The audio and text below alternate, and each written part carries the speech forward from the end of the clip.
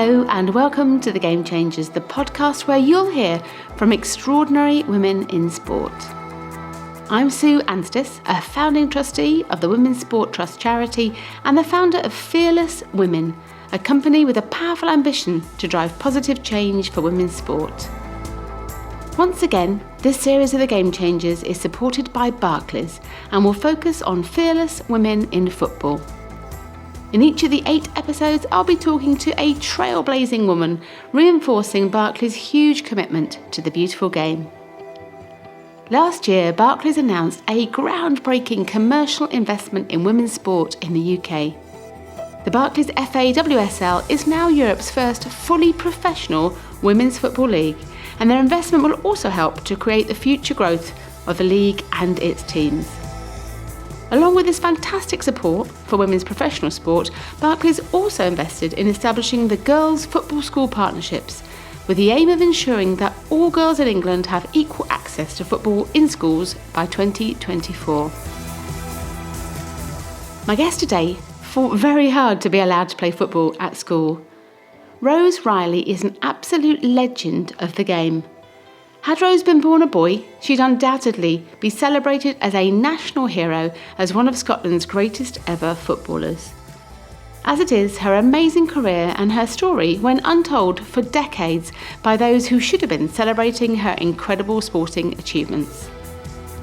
8 league titles, World Player of the Year award, 4 golden boots, a professional career in France and Italy, and a World Cup medal. It's a fascinating story, and Rose is a delightful and entertaining guest on the podcast. It was only right to start by asking Rose when she'd first played football. Since forever. Told by my mother I was 3 years of age and I wandered away from the family home, and she found me at the local football park, which was quite daunting for a 3-year-old because I couldn't visually see the football park. It was around a couple of corners, so she found me there. So there was obviously an attraction. There was no football getting played, I was just standing there. So that's a wee bit eerie, isn't it? Just drawn to the ground. Yeah, drawn to the ground. Then later on, when I was growing up, obviously, I was still just a wee bairn, as we say in Scotland, a wee kid.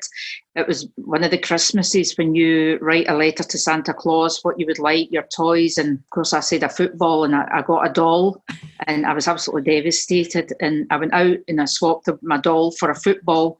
Later on, I don't know, about 7-year-olds, 8-year-old, I just played with the boys. There was no female football in the days, absolutely none whatsoever. And I think my parents didn't know what to do with me because there were 8 of us, and I was the only one that wasn't kind of following the rule book. There was a boys' team, the Stuart boys' team, and the coach asked me if I would play with them. And I said, oh God, that'd be great. And he said, well, you need to go to the barbers and get a short back and sides, boys' haircut, and you'll need to change your name from Rose to Ross. I'll bring your football strip to the home because you can't come in the changing rooms. So I flew down to the barbers and said that I just told him the story. He said, does your mum know? I said, yeah, she'll be coming later with the money. She didn't know anything. So when I went back home, my mum nearly killed the barber and me with him. So now the wee boy Ross was born. So at one particular game, I had run riot and had scored 8 goals. And there was a Celtic scout there, and he was looking for, they were called S players in these days. It was just to sign on the young talent that's young boys in Scotland. So he asked the manager right away, he said, no, I want to sign the wee number 7. And the manager said, no, it's a wee girl. And he said, no, the one that scored all the goals. So he shouted me over to speak to the scout, and I was devastated because I thought if I was good enough, why couldn't I play for Celtic? Absolutely. So that was the story there. And when did you go and watch your first match? Can you remember the first game you watched? There was always football matches on at my local football ground, but of course it was just like amateur football. Yeah. But I'd be there in the freezing cold, just in absorbing it all. Then when I was about 12, 13 years of old, I had a great love for, I live in Stuart, and that's a small town outside Kilmarnock. So my local team's Kilmarnock, in the Premier Division. But I was in love with Celtic. As a good Catholic girl, I went to a Catholic school in Kilmarnock. So if you went to a Catholic school, there's a lot of religion, football-related stuff up here. So I was Celtic right away. And if you were a Protestant, it was Rangers kind of thing. I had chosen 3 teams as a kid. I chose Celtic, Real Madrid and AC Milan. So I was going for the top right away. I wasn't hanging about. I had a paper round to get some money. I decided I was going to Glasgow, about 20 miles from where I stay, to go and see Celtic. But I didn't tell anybody, because if I told anybody, I wouldn't have been allowed to go. There was a local bus that went to Glasgow. It took about 2 hours because it stopped in all the wee country villages. So I arrives up in Glasgow in the bus and gets off at the terminus. And I didn't know where I was going, but I could see all these men with Celtic scarves on. So I just followed them, and they thought I was a wee boy and asked for a lift over. You get a lift over nowadays over the turnstiles. Oh, of course, son, let's go. And they put me at the bottom of which was called the Jungle at Parkhead Celtic's ground. So it was right near the pitch. I could actually nearly touch the footballers. And I thought I'd died and went to heaven when all the players came out, and it was amazing. But the atmosphere at Celtic Park, of course, they were good with us kids. Well, I thought I was a wee boy. But I always remember that they were just peeing everywhere. They weren't going to the toilet. I didn't even know if they were. There was no women there anyway. They didn't know, and they were just peeing everywhere. And the whiskey bottle was getting passed along from one side of the jungle to the other, as it's called. And I thought it was great because nobody was taking any more than they should. You know, they were all comrades kind of thing. So that was my first memory. The fantastic Celtic football team and the smell of whiskey and pee together, basically. I love it. And I think you were about 9 years old when you made your debut for Stuart and Thistle Ladies. That was at 1965. Yeah. What did it feel like then playing with women for the first time, having played in a boys' team before? There was a local women's team started up. I think it was a factory. There was about 35 factories in Stuart, and it was the wool factories that used to make the Stuart and bonnets and whatever, and all the tartan stuff. So the women decided to make a football team. It was for charity. I think they played at netball, and somebody said, let's have a football team. And the football team was started by Elsie Cook, my friend. Somebody said, there's women playing at football over at the park. So off I went, and I was 7-year-old. I said to the Elsie I said, excuse me, I better not speak Scottish, you don't know what I'm saying. Could I have a game, please? And she said, no, it's just women. We don't let boys play. I said, but I'm a girl. So I gender issues because I thought, right, I'm a wee girl, but I'm a boy for the boys team. I want to play with the women, but she said, no, I'm a wee boy. So I would have been anything in the days just for a game of football. So she said, anyway, you're too young, come back in 2 years. So I ticked it off in the calendar, and 2 years and 2 seconds later, I was back asking for a game. But this time, I think everybody knew me in Stuart, and I got my first game. So for the first time in my life, I could go in a dressing room to change with other females. But since I was only 9-year-old, and these were grown ladies, like they were 20, 30, 40, 50, they were ladies. So when we were stripping off, and I always remember they had on big white bras, Playtex bras. I always remember because you never seen your parents nowadays in a state of undress, but I remember my mum shouting me in their bedroom to help her with her bra one day. She couldn't get it on or off, whatever. And so it was these big white bras. So when I went in the dressing room and seen them in the state of undress, I thought they were all mummies because they all had white bras on. I mean, you're talking about a 9-year-old just getting... I've seen some pictures of you with the team, and it is like there's always women, and then there's a little girl there at the front. Yeah. So fantastic. that was my first memory of being in a dressing room, which has stuck with me. Yeah, and you did a lot of athletics as well. You were a great athlete. So what was it that made you not follow that path? So I did athletics, and I was in the pentathlon just because I was a kind of all-rounder. So the local athletics coach here, Kenny Phillips, his name is, he's still alive and he's 91 years of age. So I salute him and thank him. But he coached me, but we didn't have anything. We didn't have facilities with nothing. There was a sand pit to do the long jump. So anyway, we decided, I went for the Junior Scottish Championships up at Scotstoun, and I arrived in the scene and I didn't have anything. I just had like black training shoes. I didn't have a track, so I didn't have anything.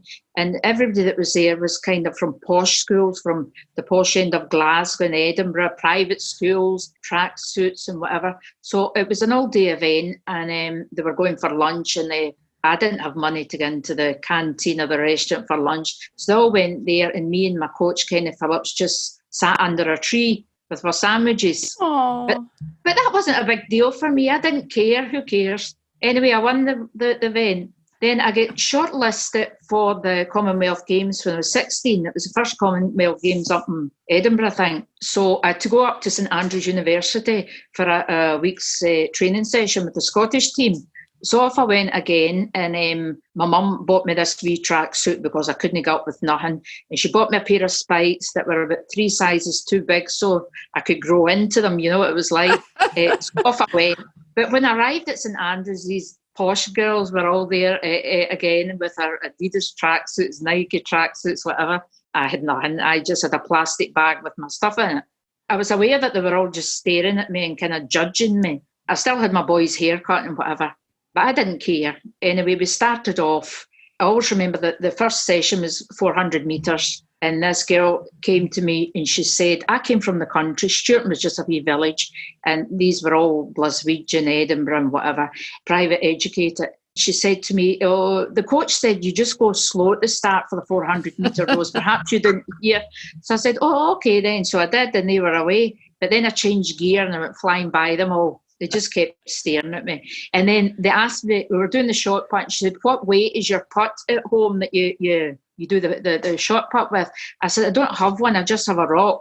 I just had a boulder. They must have wondered who the hell I was. But my rock must have been heavier than their putt because it just went flying. Anyway, at the end of the week, they all accepted me and whatever.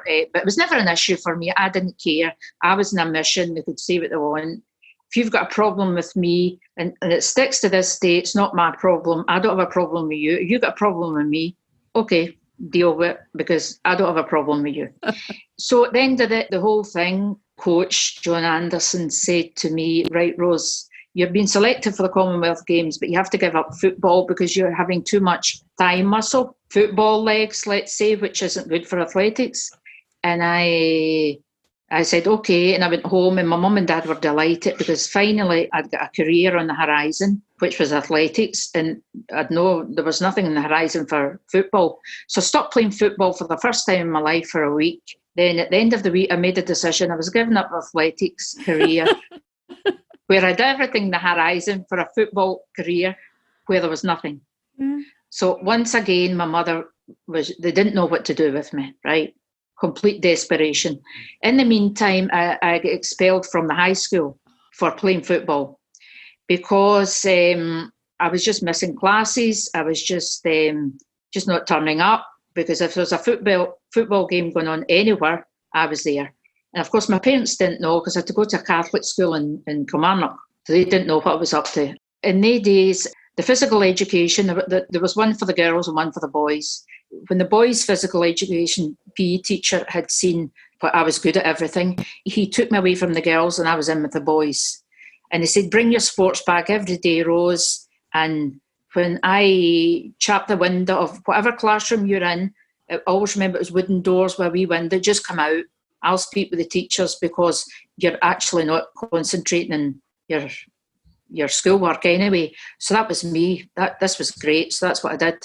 But then the other teachers rebelled and said, look, that's fine, what you're doing with Rose, but other pupils are rebelling. Why can she get doing what she wants, blah, blah, blah. So the headmaster, Mr. Matthews, I'll never forget it, he called my parents into the high school with me and I got expelled.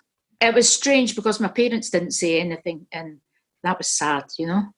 When I went to primary school, also in Kilmarnock, St Columba's Catholic school, there was 2 playgrounds, one for the boys and one for the girls. The girls weren't allowed in the boys' playground and vice versa, but there was a football game going on every lunchtime at the boys. So I went straight there. I get physically punished with it. You get the belt on your hands. The headmaster said, you're not allowed to get in there. So I went in every day and played my football and get punished every day. I didn't care. And one day I stared at him and he said, you're never going to learn. And I said, no, it's you that's not learning. I just want to play football.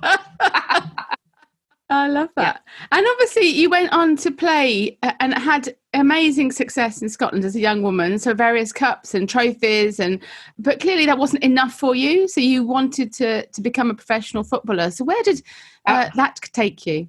Well, I wanted to become a professional footballer because that was my dream. And I was always convinced I was going to do it. It was in my head, and I was telling myself I was going to do this. When my dad would read his newspaper, I would sit on the floor and read the back pages, which was the football pages, and I would dream about Real Madrid and whatever. And then I thought, maybe they've got female teams. Maybe they've got women's professional teams. So I didn't know how to go about it. So I seen the name of Stan Shivers, who'd signed the article, and who worked for the national newspaper, the Daily Record in Glasgow.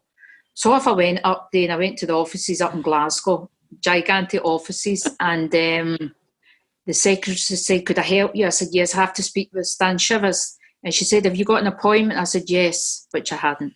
So she takes me to his office, and I walks in, and I actually couldn't see him for smoke, because in the days everybody smoked, right? And he was a sophisticated gentleman, and he was smoking a cigar, and he just looked up and he said, could I help you?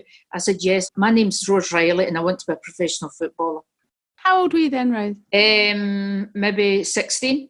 Wow. So he just looked at me as if I was an alien or whatever. But then he said, I'll try and help you. So he got in touch with me to go back up to his office. He says, I found a semi-professional team in France, and it's called Stade de Reims. He said, is there nobody you can take with you? You're not going alone. I said, so I asked my best footballing friend at that time, Edna Nealis, the Scottish girl. She was a fantastic footballer. I think she was technically the best footballer Scotland ever has and ever will be. Sadly, Edna's not with us anymore. But anyway, she was my wee mate. Edna, do you want to turn professional? She says, aye, okay. So she was, I said, but it's in France. We need to go for a trial. She says, oh, we don't do trials. She was cocky. I wasn't like that. But anyway, they flew us. Well, I told my mum and dad, obviously. So that was it. So he flew us to the Daily Record with Stan Shivers. We flew to France. Oh. Gets to France. They had a trial game to see what we were like. And we ran riot, and we signed on at the interval at half-time. The president of the team. So we signed on, come back home to Glasgow, and of course told my parents I was going away. That's extraordinary, so by this time, isn't it? How amazing of the Daily Record to fly you out there. What very progressive of them to do that for two young girls. Yeah, absolutely amazing. And I can never thank Stan enough. I kick-started him to kick-start my career. Yeah, it was amazing. When we were leaving for France, I didn't have anything. I didn't have a suitcase or anything. But my dad had a kind of one of the kind of old-fashioned cardboard suitcases with wee clips on them. So we goes to Glasgow Airport to start our journey, or at least my journey, and the suitcase broke. So he got his belt off and his braces and wrapped it all up. So then we arrives in... It was Orly Airport at the time with my Louis Vuitton luggage with everything falling out. So anyway, France was fine, but then scouts from AC Milan seen us playing and signed us. So 6 months down the line, off we go to AC Milan. And when the plane landed in Linate Airport, right bang in the middle of Milan, there was no wee buses at the airport in the days. You just walked across the tarmac. And I had this feeling so that I'd arrived home. It was like a mother's embrace. I just felt at home in Italy. It was amazing. Of course, we were playing some of our games at the San Siro. Wow. After a wee while, Edna got homesick and went home. So I was staying in a hotel on my own. Hadn't a clue about the Italian language. None of my teammates spoke English. So night I used to speak to myself in the mirror because somebody else was speaking back to me. Not in a sad way. It was just reality. Yeah. We didn't have a telephone at home. I had no communication with my mum and dad. They didn't even know I was in bloody Italy. I hadn't told them. So I went from France to Italy, and that was me. Why do you think the Italians were so progressive in terms of their view of women's football? I imagine it was massively different to what was going on, clearly, in Scotland at the time. Yeah. First of all, football, any kind of football for them is religion. They had embraced the women's sport in a professional way well before everybody's time, let's say. It was an Italian female federation, so they weren't part of the men's federation. So it was all big businessmen that had created this Serie A league. Hundreds of sponsors, television, you name it. We were on the front pages of La Gazzetta dello Sport. We were on Rai Television. We would go out with the AC Milan men's players at night. It was absolutely massive. So why they did it for the love of the game, first of all, and they must have seen something in the women's game. They were making money, weren't they? Yeah, obviously I was naive at the time. I didn't care if they were making money off me or whatever, because they obviously were, because I was in transfer fees that they were getting. But I didn't care. I just wanted to play the beautiful game. And for me, playing in Italy was immense. But just think of all the people that say, "Oh, there's nothing. We don't want to watch women's football. There's no audience for it." Yeah. But clearly, in Italy, in the 70s and 80s, they proved absolutely drawing crowds and sponsors and broadcasts and everything. Yeah, and eventually I'd won the Scudetto with AC Milan, and they couldn't keep me. They sold me on to Catania in Sicily, and there was 20,000 at the game. You know what I mean? Yeah. And everywhere I went, I managed to win the Serie A. Then I won 2 golden boots.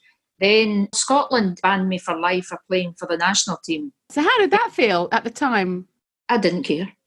I didn't care because, as I said before, so if you've got a problem with me, it's your problem. I ain't got a problem with you. Edna had come back home, and with my friend Elsie, they were challenging the SFA because women's football wasn't recognised. Yeah. Because the SFA, I think, were the last nation in Europe, at least, that acknowledged, accepted women's football, or let's say recognised it. So they were out marching with other girls, and they get banned from playing with the national team, I think. But in the days in Scotland, we were banned from playing in any football stadium. It was just local parks. We weren't allowed any referees. It was just some random guy. It was always a guy that turned up with a whistle. Everything was against the odds. And then I think Elsie wrote to me in Italy to say, by the way, you are banned from playing for Scotland. I says, I haven't done anything. I've just tried to better myself. Is that not a good thing? Anyway, I was banned. So I said, oh, well, that's it. I actually didn't have any feelings. I wasn't angry. I wasn't anything. I just didn't understand. So 5 years down the line, the Italian Federation asked if I would get citizenship outside and play for Italy, the national team. So I said yes, absolutely. It was an honour. Absolutely. Because there was about 40 foreigners playing there in Italy at the time, from everywhere, from Mexico, from Sweden, Switzerland, you name it, Brazil. And I was the only one that they asked to represent the Italian team. Wow. So obviously I agreed with it, and went on to win the World Cup with Italy. And I was proclaimed the women's best female footballer, I think 83, 84. And I thought, wow, that's great. That's coming from a wee Scottish lassie. That's extraordinary. Against the odds, because I nearly get burned at the stakes, get physically punished because I shouldn't play. So that was it. And thinking back to that time, so obviously at that amazing World Cup, and you scored there as well. Do you feel that was a very pinnacle of your playing career, that World Cup? Yeah, obviously, because doesn't get any better than that, right? But I always say it was a Scottish heart beating under an Italian jersey. After that, I remember I stayed in Venice for a week just to try and chill out after the highs of the World Cup, and I just was walking about smiling at every day, random strangers, because I was walking on a cloud. It was such an achievement, and I think it's an achievement for us women, you included, Sue, all us women, as British women that always get put down. I just put 2 fingers up to them. Absolutely. You mentioned earlier in terms of that learning the language and the culture and everything. Do you feel that was very important to your happiness and success there? Absolutely. I embraced it from day one. I remember seeing the newspaper, La Gazzetta dello Sport. It was a pink newspaper, a football newspaper, and it was a daily newspaper. And I thought, oh my God, I've never seen something like this before. So I bought it, but I couldn't bloody read it. So I bought a dictionary. And I learned 3 words a day because I was too thick for 4, because I wasn't academic. I just brushed that beside. And spoke to the locals. I had to walk from my hotel. I had to walk about a mile to the restaurant where I was eating in every day. So I was speaking with the locals. All the old ladies were sitting on their doorsteps, and they would make bread for me, and I'd sit beside them, and they would all be smoking like Galwazzies, the fags with the filter and whatever. Yeah. So I learned the language, and when I would go to the restaurant, I just ate what the Italians were eating. Yeah. Wow, that was it. Yeah. I was Italian. It's so important though, isn't it? And actually I think we hear a lot of footballers that play overseas and, you know, want to remain exactly as they are. The fact that you embraced it so fully, and then you were loved by Italians because you had embraced their culture. Yeah. I think that you obviously get accepted right away. If you respect the people wherever you're staying, they're going to respect you. Yeah. And you were made captain. You were captain of a number of the teams you played for, but you didn't just play in Italy still, and the teams you played across in France as well? Yeah, after that, when I was playing I was playing for Lecce, and the Stade de Reims president, Pierre, as you do, that was his name. He was editor of L'Equipe, the massive sports paper. Yeah. Aye. But anyway, so he got in touch with me and Lecce, and he said, "Would you play with us while you're still playing with Lecce? Because in Italy you played in the Saturday afternoon, and in the Sunday the French league played before the men's game, the females." And I said, well, okay. Aye, bring it on. So I used to play in the Saturday in the Serie A. Then in the Sunday morning, I got the plane wherever I was to Rome, and then from Rome to Orly. Played in the Sunday evening, stayed in Paris till Tuesday, flew back to Italy to train, and this went on for a year. And I won the leagues in 2 different nations. Wow. The same year, until I get banned from doing that because I don't know why. That's extraordinary. And as captain, what do you think makes a good captain, as someone that has captained many teams? What makes a good captain? I don't know what makes a good captain, because I didn't pick myself. Wherever I went, so I used to train twice a day. I would train on Mon. At first I trained Mon in the midday sun in Italy because it was so warm and I had to get used to it. Yeah. So I did that with all the teams I played anyway. Whenever the team, if they were training in the evening because of the heat, I would train in the afternoon, or vice versa. I always tried to better myself. Let's say I was married to the cause of football. That was my only focus. So everything I done was just thinking about the game and the Saturday and whatever. I guess that's why I was a good example. I don't know if I was the best example, because I actually didn't have a life outside football. That was me. That was me. And you kept playing until you were 40. What did you miss when you gave up the game? I decided I was going to give up the game when I was 39. I given myself a year in my head that once I turned 40, that was it, because football is an age thing. My teammates could have been my daughters, the referees could be my son. So I said, right, move on while you're still vertical, let's say. And carried off. So what was it like? So I had to kind of detox myself from my football career, but I'd already decided I was going to settle in Trani. That's where I had my flat and everything. And I'd opened up a sports shop. It was called Reilly Sport. Yeah. With a friend who was a local businessman. So that was my after career kind of thing. All my decisions and everything I've done in my life has always been on Mo, and I've never spoke to anybody. I get my inner strength from myself, and that's about it. So I make myself strong, and I decided it was another chapter of my life. Did you consider coaching or managing or in football in that way?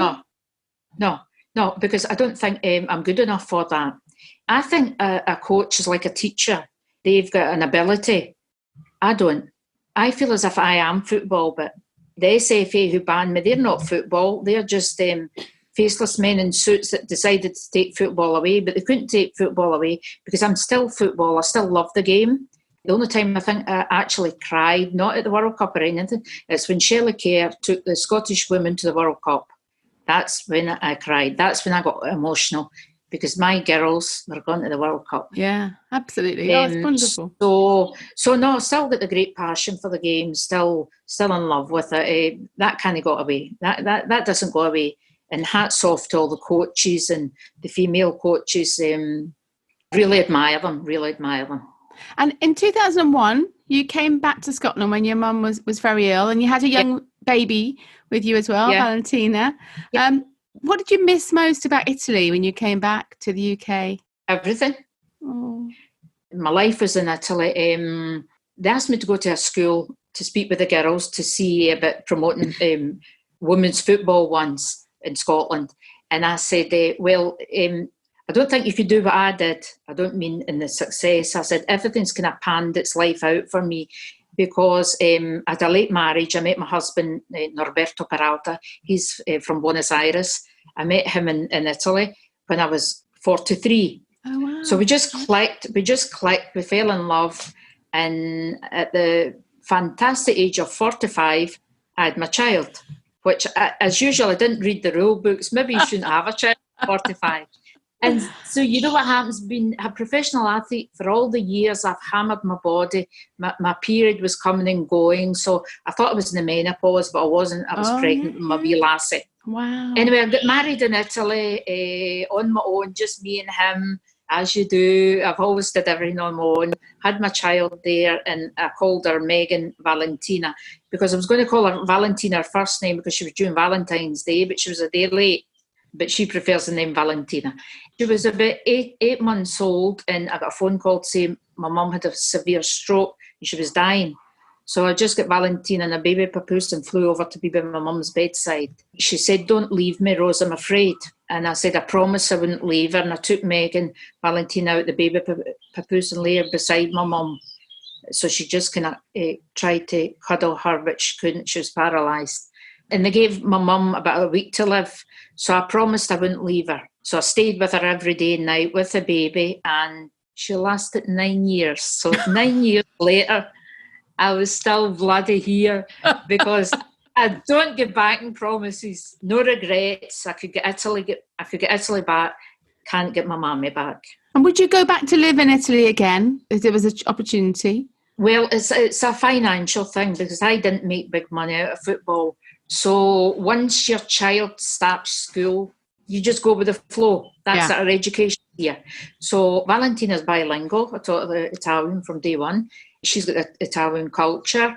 She's now 20. My mum died when Valentina was 9. She lasted the 9 years. My husband set up a business here, alternative therapy, because he's a cardiologist, a sports doctor. Right. But to work in a hospital here in Scotland, in Britain, if you're South American, you have to do 3 years uni. So we couldn't afford that because we were older. So I says, "Oh, bugger it, we'll just open up somewhere." with no money. So we did everything. And he'd no English, but the human body's the same wherever you go. It is mad when you think what you would have earned as the level that you were at as a footballer had you been a man. You seem very pragmatic about it all, but do you look back and think it's just so unfair of what might have been? No. They'll never win what I've won. Never. That doesn't have a price, Sue. Love it. I love it. So you're finally recognised in Scotland when you were inducted first into the Scottish Hall of Fame in 2007, and I believe you were piped into at the museum at Edinburgh Castle. So can you maybe describe what that felt like as you walked in then? Right. When I come back home, right, to look after my mum, some of the newspapers, somebody must have said that I was kind of back in the scene, because I've never self-publicised myself. I don't like that. I was a footballer and that's it. So when I get piped in at Edinburgh, I don't know how to describe it. I couldn't walk. I couldn't talk. It was all just one big. Sorry. Oh, bless you. Oh, I didn't mean to make you sad. No, I'm not sad. It just joy. meant that I was back home. Yeah, beautiful. And then I'm going to move on now to more, but then the Scottish FA inducted you into their Hall of Fame. Yeah. And how did that feel, having been banned all those years ago? Yeah. How did it feel? It felt, I was up amongst the greats like Kenny Dalglish, Dennis Law, all the fantastic Scottish players. So it felt that as I belonged with them. Yeah, I belonged with them. For what I'd achieved, I belonged with them. Didn't feel anything against anybody. I don't waste my energy in negativity. Absolutely not. Grateful, absolutely, for being the first woman inducted into the Hall of Fame. And it was just amazing to be beside all these great male Scottish players. And I thought this could open a door for Scottish women. I was going to ask that. So do you feel that it was a very important moment? I mean, I guess not just for Scottish women in football, but for Scottish women. Absolutely, because it's they're a wee bit more male chauvinist up here in Scotland than they are in England. Obviously, because I just look at results. I'm realistic about things. So that's about it. Everybody used to think the male chauvinists were in Italy, but they weren't. They were more in Scotland, let's say. I don't think a lot's changed, so I actually don't think it's changed much. We're talking about the legacy of the World Cup, the Scotland team. I think Shelley Kerr actually overachieved taking Scotland to the World Cup because we don't have the resources of other nations. And she did overachieve. So hats off to Shelley. We speak about the legacy of the World Cup. I'm speaking about Scotland, obviously. Yes. If we don't inject the money into it, there ain't going to be a legacy. And does that frustrate you to see what's happening with the FA and the England, the Lionesses and the WSL? Yeah. Yes, it should be a level playing ground. We can't compete with England if we don't have the resources. We're always talking about grassroots. I don't like the word grassroots because everything's all artificial. No, even the grass is artificial. There's no roots. So this was a fantastic moment. So the local sports centre, the new sports centre in Stuart, has been now named the Rose Reilly Sports Centre. The lovely Margot McQuaid for Purple Television did a documentary on me. They showed it in the primary schools, and there is now 48-year-old wee girls playing at football in Stuart at the sports centre. Now, for me, that's a legacy. That's a legacy. You have to start them young. You have to get it in the primary school. This is the future of Scottish football and British, I think, or women's, let's say. Get them young. Yeah. The younger, the better. Absolutely. Also, massive congratulations to you. So in this year's New Year's Honours, you were awarded an MBE for your contribution to women's football. How special did that feel? How special did that feel at the time when you found that out? Well, it was a Saturday morning and I was in Kilmarnock doing shopping on my own. And then when I come back, there was an envelope. My daughter was waiting at the door with my husband saying, "Oh, look, it was like from St James's Palace or something, the Queen, blah, blah, blah." So my hands started shaking to open it. No, they just wanted to see where it was. And I thought, well, there's two things. I'm either getting an honour or getting beheaded for all the stuff I've done. My husband said, "You got his letter. It's either that or are we going to prison?" was his question. Well, we're in prison just now because of the virus, same thing. When I opened the letter, and then I got this award. So my husband, he had a tear in his eye.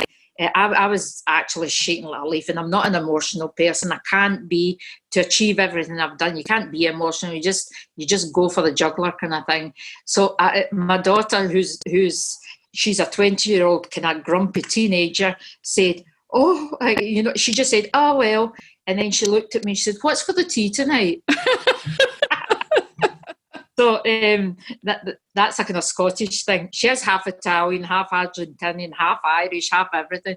But it's that Scottish is don't get above yourself. Don't get big-headed.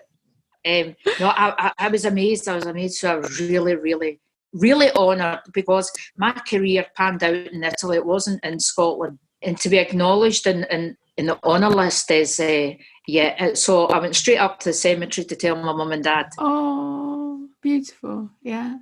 When I get expelled from the school and my mum and dad were there with the headmaster, Mr. Matthews, it was a terrible moment because my parents weren't angry at me. It was more than that, so it was horrible, You'd be better being punished for it than having silence, My mum was eventually in a nursing home in a wheelchair, paralysed, and there was a man beside her who called my name when I went to see my mum.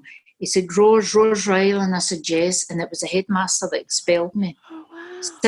Sitting paralysed beside my mum, and he'd recognised me, and I went over to him and he said, "I followed all your career, Rose, and I've regretted expelling you, but it was out with my hands because all the teachers couldn't cope with you, so the decision was made for me." He said, "But it's the biggest regret of my life." So I gave him a cuddle. And we started kissing each other. And then he died about a month later. But that was a surreal moment because he was sitting beside my mum, the two of them paralysed, and this was me arriving in the scene again after being expelled, and him having these wonderful words for me.